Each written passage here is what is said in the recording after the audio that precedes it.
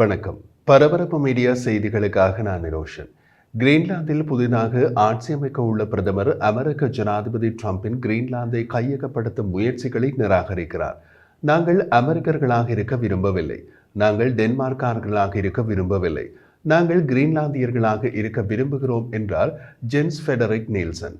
கிரீன்லாந்தின் புதிய பிரதமர் டென்மார்க்கிலிருந்து சுதந்திரத்தை நோக்கி நகரும் போது கிரீன்லாந்தியர்கள் தங்கள் எதிர்காலத்தை தீர்மானிக்க அனுமதிக்கப்பட வேண்டும் என்று கூறி தீவின் கட்டுப்பாட்டை கையகப்படுத்தும் டொனால்ட் ட்ரம்பின் முயற்சியை நிராகரித்துள்ளார்.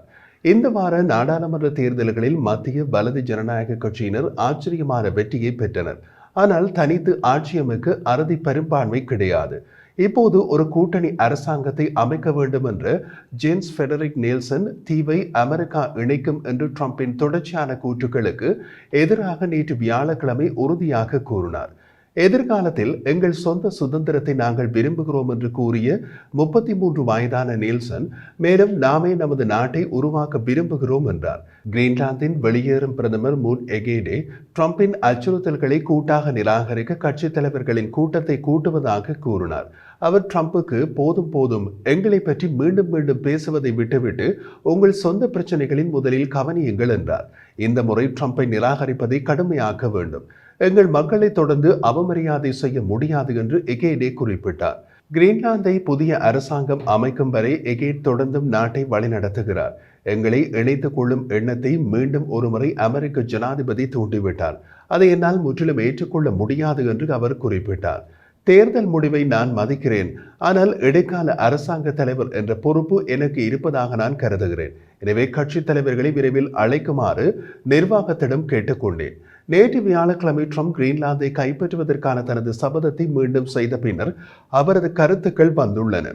நேற்று வியாழக்கிழமை நேட்டோ பொதுச் செயலாளர் மார்க் ரூட்டேயுடான ஓவல் அலுவலக சந்திப்பின் போது கிரீன்லாந்தின் தேர்தல் எங்களுக்கு மிகவும் நல்லது என்று ட்ரம்ப் கூறினார். அவர் மேலும் தெரிவித்த போது, சிறந்ததை செய்த நபர் எங்களை பொறுத்தவரை மிகவும் நல்லவர் என்றார். சிறந்ததை செய்த நபர் என்று அவர் யாரை குறிப்பிடுகிறார் என்று தெரியவில்லை. ஒருவேளை தேர்தலில் வெற்றி பெற்று பிரதமராக போகும் நீல்சன் கிரீன்லாந்தை அமெரிக்காவிடம் ஒப்படைப்பார் என்று ட்ரம்ப் நம்புகிறாரோ என்னவோ. கிரீன்லாந்தை அமெரிக்கா இணைக்கும் என்று நீங்கள் நினைக்கிறீர்களா என்று கேட்டதற்கு ட்ரம்ப் கூறிய பதில், அது நடக்கும் என்று நான் நினைக்கிறேன் என்பதுதான். கிரீன்லாந்தில் இருந்து டென்மார்க் வெகு தொலைவில் உள்ளது என்று கூறிய ட்ரம்ப், உலகின் மிகப்பெரிய தீவை உரிமை கோர டென்மார்க்குக்கு இன்னமும் உரிமை இருக்கிறதா என்றும் கேள்வி எழுப்பினார். 200 ஆண்டுகளுக்கு முன்பு ஏதோ ஒரு படகு கிரீன்லாந்தில் போய் இறங்கியதாம். அதனால் கிரீன்லாந்தில் தங்களுக்கு உரிமை இருப்பதாக அவர்கள் கூறுகிறார்கள், ட்ரம்ப் கூறினார். அது உண்மையா என்று தெரியவில்லை. அது உண்மையாக இருக்கும் என்று நான் நினைக்கவில்லை. தேசிய பாதுகாப்பு காரணங்களுக்காக கிரீன்லாந்தின் மீதான அமெரிக்காவின் கட்டுப்பாடு முக்கியமானதாக இருக்கும் என்று ட்ரம்ப் கூறினார். மேலும் நேட்டோவும் இதில் ஈடுபட வேண்டும் என்று பரிந்துரைத்தார். ஆனால் ட்ரம்புக்கு அருகே அமர்ந்திருந்த நேட்டோவின் பொதுச் செயலாளர் ரூட்டே அதை நிராகரித்தார். ரூட்டே இந்த விவாதத்தில் நேட்டோவை இழுக்க விரும்பவில்லை என்று கூறினார். ஆனால் சீன மற்றும் ரஷ்ய நலன்களில் வெளிச்சத்தை ஆர்டிக் பாதுகாப்பிற்கான கிரீன்லாந்தின் முக்கியத்துவத்தை ஒப்புக்கொண்டார். ஜனவரி மாதம் ட்ரம்ப் டேனிஷ் பிரதேசம் மற்றும் உலகின் மிகப்பெரிய தீவான கிரீன்லாந்து அமெரிக்க பாதுகாப்புக்கு முற்றிலும் அவசியம் என்று கூறிய போது பரபரப்பை ஏற்படுத்தினார். மேலும் அதன் கட்டுப்பாட்டை பெற பொருளாதார அல்லது இராணுவ வற்புறுத்தலை நிராகரிக்க மறுத்தார். கிரீன்லாந்து 200 ஆண்டுகளுக்கு பின்னர் காலனி நிலையிலிருந்து மேம்படுத்தப்பட்டு 1953ஆம் ஆண்டு முதல் டேனிஷ் காமன்வெல்த்தின் ஒரு பகுதியாக இருந்து வருகிறது. பெரும்பாலான கிரீன்லாந்தியர்கள் ட்ரம்பின் கருத்துக்களை எதிர்த்ததால் தேர்தல் பிரச்சாரங்கள் புவிசார் அரசியலை விட நாட்டின் சுகாதார மற்றும் கல்வி போன்ற பிரச்சனைகளில் அதிக கவனம் செலுத்தியது.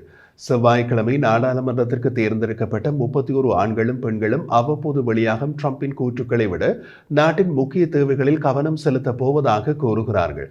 கிரீன்லாந்தின் பொருளாதாரத்தை பல்வகைப்படுத்தல், உள்கட்டமைப்பை உருவாக்குதல் மற்றும் சுகாதாரத்தை மேம்படுத்தல் மற்றும் அமெரிக்க ஜனாதிபதியின் அமெரிக்காவின் முதல் நிகழ்ச்சி நிரலை எதிர்ப்பதற்கான நாட்டின் மூலோபாயத்தை வடிவமைப்பது போன்ற பிரச்சனைகளுக்கு முன்னுரிமைகளை கொடுப்பதாக கூறுகிறார்கள்.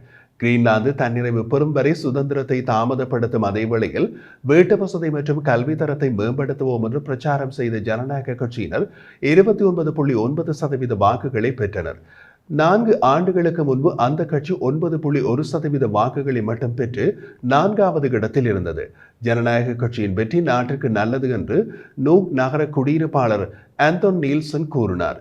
பெரும்பாலான அரசியல்வாதிகள் கிரீன்லாந்து சுதந்திரமாக இருக்க வேண்டும் என்று விரும்புகிறார்கள் என்றார்.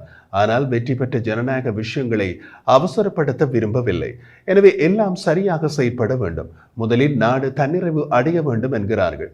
டென்மார்க்கில் உள்ள ஆல்போக் பல்கலைக்கழகத்தின் ஆர்டிக் திட்டத்தின் தலைவர் கரினா ரொயின், கிரீன்லாந்தியர்கள் ட்ரம்பை புறக்கணித்து அவர்களுக்கு முக்கியமான பிரச்சனைகளில் கவனம் செலுத்த விரும்புவதை தேர்தல் முடிவுகள் காட்டுகின்றன என்றார். இப்போது ஜனநாயக கட்சி ஆளும் கூட்டணி அமைப்பதில் கவனம் செலுத்த வேண்டும். ஜனநாயக கட்சியினர் அதிக பொருளாதார வாய்ப்புகள் மூலம் கிரீன்லாந்தின் சுதந்திரத்திற்கான பாதையை ஆதரிக்கும் வர்த்தக தொடர்பு தளத்திற்கு பெயர் பெற்றவர்கள். தீவின் வளங்களை வெட்டியெடுப்பதற்கான தடையை ரத்து செய்ய வேண்டும் என்று அவர்கள் வலியுறுத்தி வருகின்றனர். அதனால் ட்ரம்ப் ஜனநாயக கட்சியினர் கிரீன்லாந்தை தமக்கு விற்பார்கள் என்று கருதுகிறாரோ என்னவோ.